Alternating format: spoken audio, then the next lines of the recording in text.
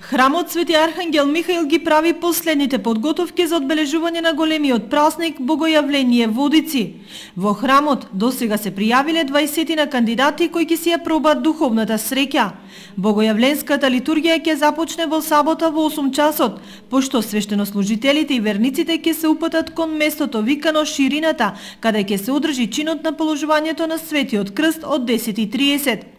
Храмот Свети Архангел Михаил и локалната самоуправа имаат обезбедено пригодни подароци за оној кој ќе го фати крстот, а според православните верувања, цела година ќе го следи среќа, здравје и благосостојба.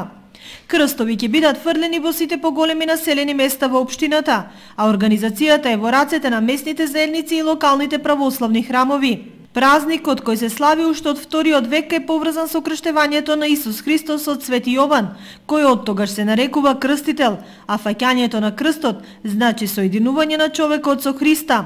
Овој празник се нарекува уште и Водици заради големиот водосвет што го извршува црквата на овој ден, во спомен на крштевањето на Господ Исус Христос и